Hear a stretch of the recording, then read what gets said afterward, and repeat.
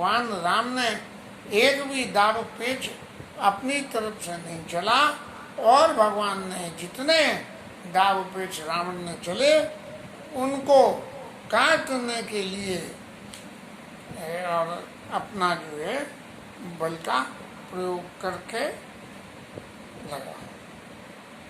अब जब युद्ध होते होते रावण को ये दिखने लगा कि मेरी हार लगभग निश्चित है, तो उसने एक नई लीला और रची कि बोले मैं तो मरूंगा मरूंगा, इसे विभीषण को और संग में ले लो, क्योंकि राम को तो मैं जीत नहीं पाऊंगा, लेकिन विभीषण को तो जित वैसे ही डरपोक है, तो मैं इसे जीत लूँगा। ऐसा कह के रावण ने विभीषण के ऊपर एक गदा का प्रहार कर दिया, और करा तो जैसे ही गदा का प्रहार करा तो ठाकुर जी आगे आ गए, और आगे आके उस प्रहार को उन्होंने झेल लिया, और झेल के एक क्षण के लिए उनको मूर्छा भी आ गई। और तब तक विभीषण रावण पे ऐसे हराया कि जैसे वो उसका दुश्मन हो। और माज गदा पार घोर कठोर लागत मही पर्यो, एक गदा मारी तो धरती में गिर गए रावण महाराज, और 10 बदन सोने तो सब तपुने संभाल धाय ऋषि भर्यो। 10 मुंह से खून बहने लगा, इतनी जोर से गदा मारी विभीषण ने। तो आखिर विभीषण में भी तो खूब बल हुआ कि इतने पहाड़ के समान शरीर वाले के 10 मुंह में से खून निकाल दिया। 2 भिरे आते वाले मल्ल युद्ध विरुद्ध एक एक ही हने, एक दूसरे को मार पिटाई कर रहे हैं। रघुवीर बल दर्पित विभीषण घाली ताक ने, भगवान राम का बल था विभीषण के पास में, इसलिए वो तो रावण को कुछ गिन ही नहीं रहा था। वो मालिक मेहरबान तो पट्टा पहलवान, इसीलिए विभीषण महाराज तो धैर्य मचाए जा रहे थे। आओ पार्वती मैया को फिर कोई शोभा नहीं हो जाए तो शंकर जी कहने लगे, उमा विभीषण राव नहीं और सन्मुख चित वकिकाऊ, सो अब भिरत काले जो श्री रघुवीर प्रभाव। ये जो है भगवान नाम के प्रभाव से विभीषण जुड़ गया है, नहीं तो वो क्या कभी देख सकता था।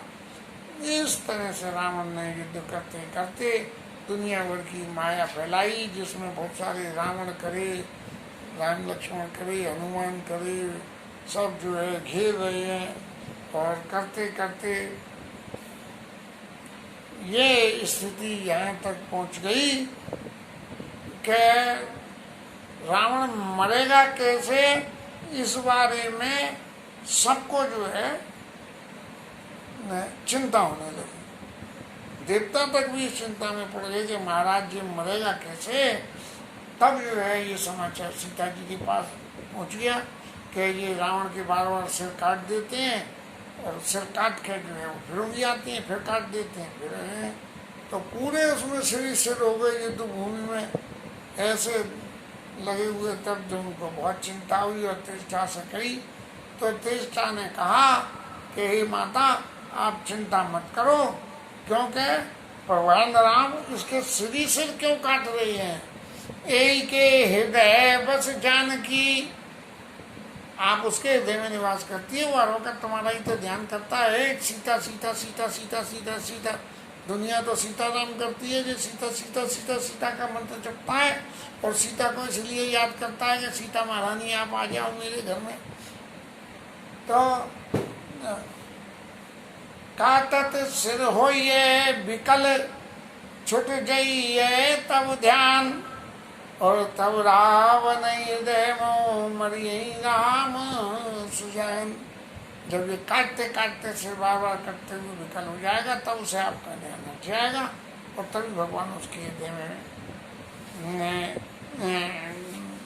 मार देंगे।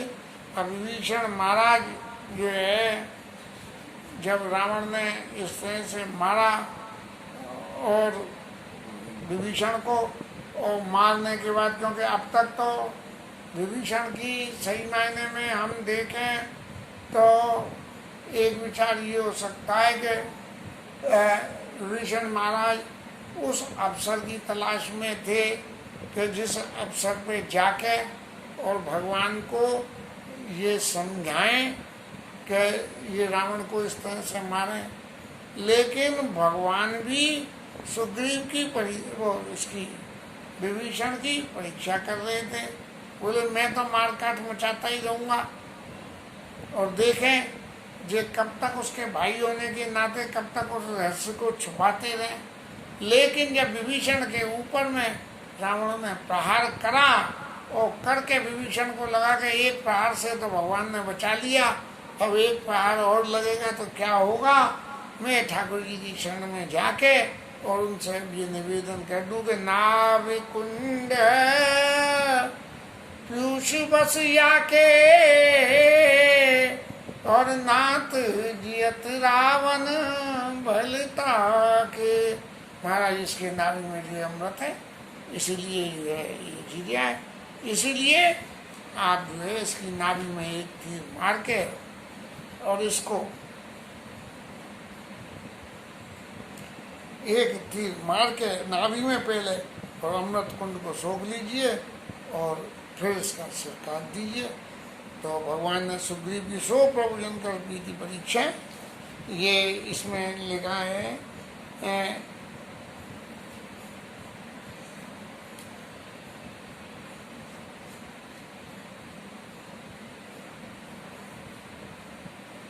नहीं, चलिए आगे चलिए। तो ये जो है विभीषण ने ये कहा और कहने के बाद भगवान ने एक तीर से तो वो लिया, नाभि कुंड छूटा और 31 तीर मारे, 20 भुजाएं काटी और 10 खोपड़ियाँ काटी और एक 31 तीर मार के भगवान के तीर वापस चले गए और रावण महाराज धराशायी हो गए और भगवान ने उनको अपना नाम दिया। और जिस वक़्त रावण मरे हैं उस वक़्त मंदोदरी के अंतर्मन में तो बराबर ज्ञान था कि ये भगवान है। रावण जानता था कि ये भगवान है, लेकिन मानता नहीं था रावण।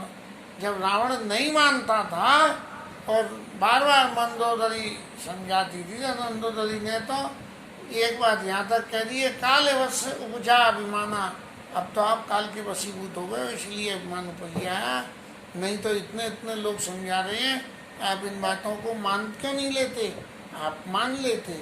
इसलिए जब रावण महाराज मर गए तो मंदोदरी ने जाके एक ही बात कही, जो कुछ सांसारिक रूप से विलाप होता है, विलाप करने के बाद आई नाथ रघुनाथ सम कृपा सिंधु नहीं ऐन और जोग बंद दुर्लभ गति तो दीन भगवान।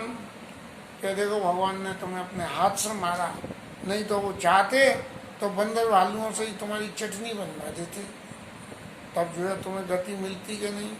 लेकिन ब्राह्मणों के शाप में था 3 जन्म तुझ वचन प्रवाना और फिर ये था कि पुण्य हरियात क्या है और मुकुट आप जो है 3 जन्म के बाद में भगवान खुद अवतार लेंगे और उनके हाथ से मरोगे, फिर उसके बाद आपका जन्म नहीं होगा। इसीलिए भगवान ने अवतार लेकर रावण को खुद से मारा। और मंदोदरी कह रही है कि बड़ा अच्छा हुआ कि आपको जो है भगवान ने गति दे दी। और ये गति दे के मंदोदरी आद सब देतिलांजलिताय भवन गई रघुपति गुण गण वर्णत मन माय। और सबको तिलांजलि देकर चले गए। अब विभीषण महाराज आए हैं, अपना शोक प्रकट करा अपने भाई के मरने का। ये तो सांसारिक जीवन की एक आर्ट है कि जिसके मरने के लिए हम कारण बने उसी को ही हम श्रद्धांजलि दें।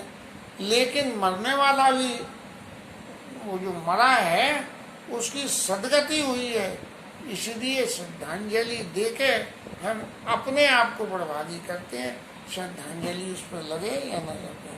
तब फिर भगवान ने सभी बंदर भालुओं को इतनों को इकट्ठा करा और सबको इकट्ठा करके ये कही कि भैया तुम लोगों ने मेरा बहुत उपकार करा है और तुम्हारे बूते ही मैंने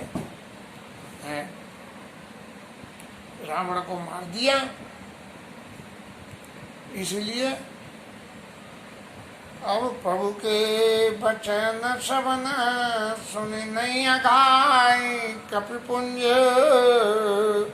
बार बार सुनावई, गाई सकल पद कंजी, गाई सकल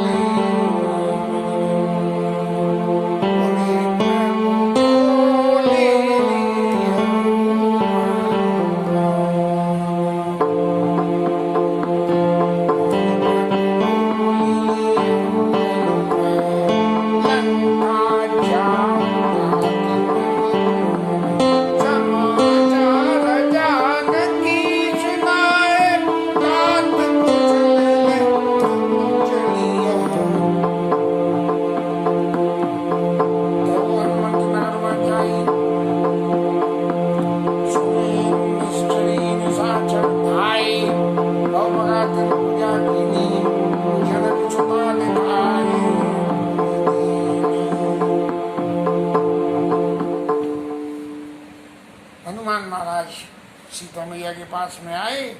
राक्षसों ने उनका खूब सत्कार करा और सत्कार करने के बाद में सीता मैया के पास ले गए और सीता जी को रावण के मरने की खबर सुनाई।